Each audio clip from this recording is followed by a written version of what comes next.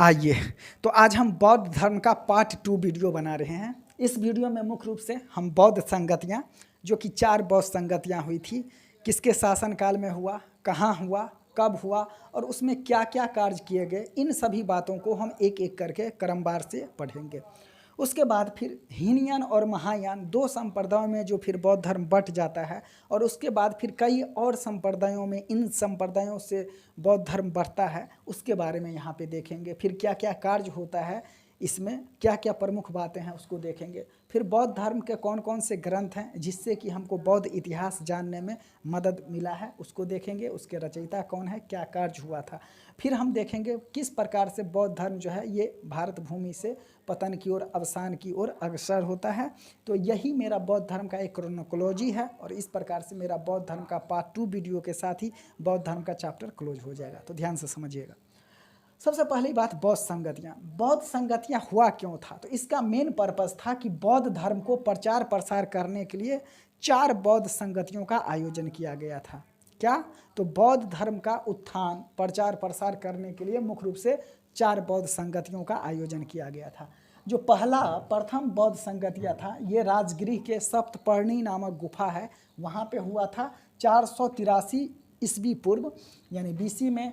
उस समय शासक थे अजातशत्रु और अध्यक्ष था महाकश्यप। इसमें जो कार्य किया गया था, बुद्ध के उपदेशों को सुत्त पिटक और विनय पिटक में अलग अलग तरीका से संकलन किया गया था। संकलन किया गया था, लिखा नहीं गया था, कंपाइलेशन किया गया था, ठीक ना। बुद्ध के उपदेशों को सुत्त पिटक तथा विनय पिटक में अलग अलग तरीका से, अलग अलग प्रकार से संकलन किया गया। फिर दूसरा जो बौद्ध संगति होता है वो वैशाली में होता है 383 ईसा पूर्व में। कालाशोक का शासनकाल रहता है और सबकामीर जो है उस समय इसके अध्यक्ष रहते हैं। इसमें कार्य होता है, भिक्षुओं में मतभेद के कारण बौद्ध संघ स्थविर और महासंघिका में ये विभाजित हो जाता है। तीसरा होता है पाटलिपुत्रा में, यही पटना में 250 ईस्वी पूर्व में। शासक उस समय अशोक रहता है और अध्यक्ष मोगलीपुत्र तीस रहते हैं। इसमें जो काम होता है वो अभिधम्म पिटक का संकलन किया जाता है। 2 का संकलन हुआ था किस में? प्रथम में। और तृतीय का संकलन होता है अभिधम्म पिटक का, ये तृतीय बौद्ध संगति में। तो इस प्रकार से जो हमारा 3 पिटक है, कौन कौन? सुत्त पिटक, विनय पिटक और अधिधम्म पिटक। अभिधम्म पिटक, ये सुत्त पिटक और विनय पिटक पहला में संकलित हुआ और तीसरा बौद्ध संगतियों में अभिधम्म पिटक का संकलन हुआ। जबकि दूसरा में क्या होता है, तो मतभेद के कारण भिक्षुओं के बौद्ध संघ स्थविर और महासंघिका में बढ़ जाते हैं। फिर चतुर्थ जो होता है बौद्ध संगति, वो कुंडलवन कश्मीर में होता है, 1st सेंचुरी बीसी में होता है और यहाँ कनिष्क का शासनकाल रहता है। अध्यक्ष वसुमित्र रहते हैं और यहाँ पे कार्य होता है, बौद्ध धर्म हीनयान और महायान में 2 संप्रदायों में विभाजित हो जाता है।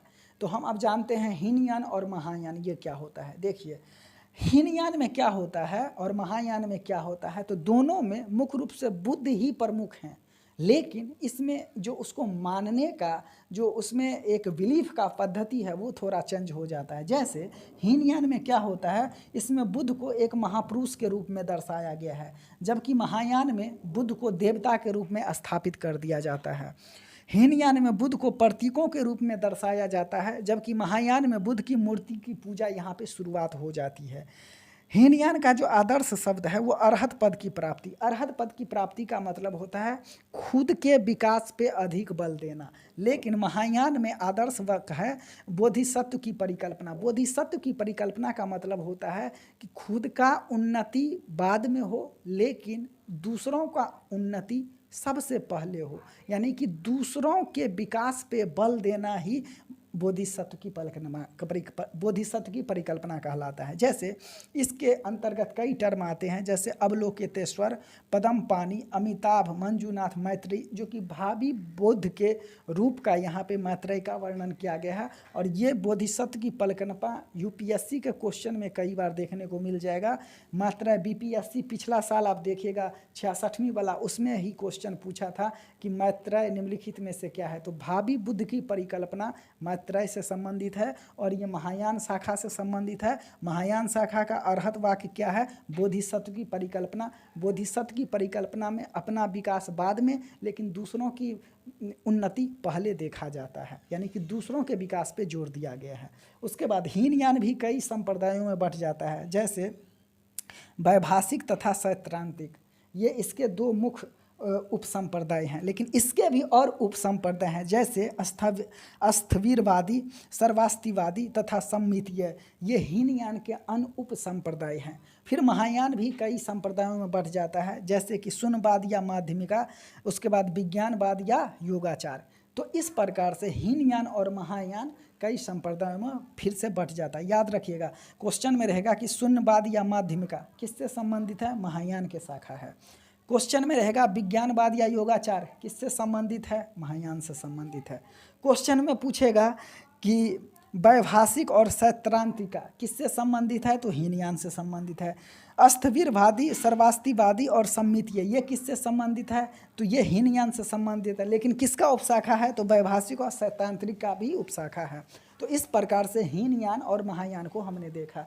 अब बौद्ध धर्म के ग्रंथ के बारे में देखते हैं, जिससे कि क्वेश्चन रहता है, जैसे मिलिंद पन्नो नागसेन और मियांडन के बीच जो बातचीत होता है उसके बारे में मिलिंद पन्नो में एक डिटेल में चर्चा किया गया है। बुद्ध चरित्र, सौंदरानंद, सरितपुत्र प्रकरण ये किसने लिखा है? ये अश्वघोष ने लिखा है। फिर है माध्यमिका कारिका, ये किसके द्वारा लिखा गया है? तो ये नागार्जुन के द्वारा लिखा गया है। फिर है विशुद्ध मग्ग, ये किसके द्वारा लिखा गया है? तो ये बुद्ध घोष के द्वारा लिखा गया है। अभिधम्म कोश, इसको किसने लिखा है? तो ये वसुबंधु ने लिखा है। ये क्वेश्चन में रहेगा, दे देगा एक तरफ कि पुस्तक है और इसके लेखक है। तो एक बार फिर से देखिए, मिलिंद पन्नो किसके द्वारा लिखा गया है? तो नागसेन। इसमें मियांडर शासक और ये नागसेन, इसके बारे में जो वार्तालाप हुआ है उसका जिक्र यहाँ पे मिलिंद पन्नो में किया गया है। बुद्ध चरित्र, सौंदरानंद, सरितपुत्र प्रकरण और ये तीनों किसको लिखा है? ये तीनों ने लिखा है अश्वघोष के द्वारा। फिर है मध्यमिका कारिका, कौन लिखा है इसको? तो नागार्जुन ने लिखा है। फिर है विशुद्ध मग्ग, इसको किसने लिखा है? तो बुद्ध घोष ने इसको लिखा है। उसके बाद और देखते हैं, देखिए अभिधम्म कोश को किसने लिखा है? वसुबंधु ने लिखा है। एक है दीपवंश और महावंश, ध्यान से समझिए। ये दीपवंश जो है ना, ये सिंघली द्वीप का इतिहास जो कि अभी श्रीलंका है उसके बारे में जानकारी हमको दीपवंश से मिलता है।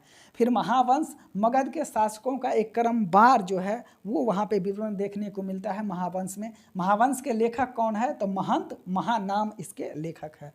फिर जातक कथाएं, जातक कथा में बुद्ध के पूर्व जीवन की जन्म की कहानियों का वहाँ पे वर्णन किया गया है जातक कथाओं में। तो इस प्रकार से बौद्ध धर्म के जितने भी मेजर पॉइंट्स से सब टॉपिक्स थे वहाँ को हमने देखा। अब हम देखते हैं कि बुद्ध धर्म का पतन कैसे हो जाता है भारत भूमि से। हालांकि अभी भी है, ऐसा बात नहीं कि हाँ, लेकिन जो एक लार्जर पैमाने पे था, लार्ज स्केल पे था, वो वहाँ पे अवसान देखने को मिलता है। इसके पीछे कारण क्या है? देखिए, पतन का कारण सबसे पहले उसके द्वारा किए गए कार्यों में ही निहित देखने को हमको मिलता है। बौद्ध धर्म के साथ भी यह हुआ। जैसे बौद्ध धर्म जब बहुत बड़े पैमाने पर फैला हुआ तो वो अपने मूल भावना से हट करके दूसरे को नकल करवाने लगा या करने लगा, जो भी हो। जैसे कि बौद्ध धर्म में कर्मकांडों का यहाँ पे प्रचलन हो गया। बौद्ध धर्म कर्मकांड के विरोध में ही पैदा हुआ था, लेकिन वही कर्मकांड जब इसके अंदर आ गया तो उसका पतन होना लाजमी था। क्लियर? जैसे कर्मकांड के ही, जैसे वैदिक जो परंपरा था, जो वेद को ईश्वर का लिखा हुआ एक ग्रंथ माना जाता था, जैसे कि शूद्रों की स्थिति दयनीय थी और शूद्र जो है उसको वेद पढ़ने का अधिकार नहीं था, सुनने तक का अधिकार नहीं था। समाज में एक कह सकते हैं कि स्तरीयकरण और जो एक सामाजिक वैमनस्यता था वो बहुत बड़े पैमाने पे उस काल में 6th सेंचुरी BC में देखने को मिला था। इसी को काउंट डाउन करने के लिए बुद्ध ने सभी धर्मों, सभी जातियों को एक करने का बात किया था और अंतिम रूप से बौद्ध धर्म का स्थापना किया था। लेकिन वही कर्मकांडों के बीच में आ जाना बौद्ध धर्म का, उस कर्मकांडों को अपना लेना पतन का कारण बना। जैसे कि सबसे पहला पॉइंट, बौद्ध धर्म के कर्मकांडों का प्रारंभ हो जाना, राजकीय संरक्षण का अंत, जैसे कि शुंग वंश, कंस वंश, ये सब मगध का वंश जो था, ये सब क्या किया था, तो इसको संरक्षण दिया था। लेकिन जैसे ही इन वंशों का पतन हो जाता है, फिर हम देखते हैं कि ये भूमि से, भारत भूमि से भी बौद्ध धर्म पतन अवसान की ओर चला जाता है। फिर शैव धर्मों से इसकी प्रतिद्वंद्वता हो जाती है। बाद के जैसे हम शशांक शासक जो कि उड़ीसा वाला क्षेत्र में है, वहाँ पे हम देखते हैं कि कई बौद्ध मठों, पीपल के पेड़ों जो कि बोध गया में है, उसको उन्होंने कटवाया। तो ये सब कारण है, वो शैव धर्म को अपनाया और ये जो है बौद्ध धर्म को उसका प्रतिकार करता है। फिर बौद्ध धर्म में कर्मकांड का प्रारंभ हो जाना, फिर पाली के जगह पे संस्कृत को अपना लेना, ठीक ना। उसकी जो बौद्ध धर्म में जितने भी ग्रंथ लिखे गए थे ज़्यादातर पाली भाषा में लिखे गए थे, लेकिन अब क्या किया, संस्कृत को उन्होंने अपना लिया। और सबसे मेजर बात कि बौद्ध मठ, बौद्ध एक होता है बिहार और एक होता है चैत्य। तो बिहार वाले इलाका में ही मठ रहता है। उसमें क्या होता है, बौद्ध मठ में जो भिक्षु और भिक्षुनियाँ, बाद में भिक्षुनियाँ भी रहने लगी थी, ये कुरीतियों का कारण हो गया। वहाँ पे बहुत बड़े पैमाना पे देखा गया कि अलीगल काम वहाँ पे होना शुरू हो जाता है। तो इसके वजह से भी बौद्ध धर्म में अवसान देखने को मिलता है। फिर बौद्ध धर्म क्या है, तो बहुत बड़ा धर्म का केंद्र बन गया, धन का केंद्र बन गया।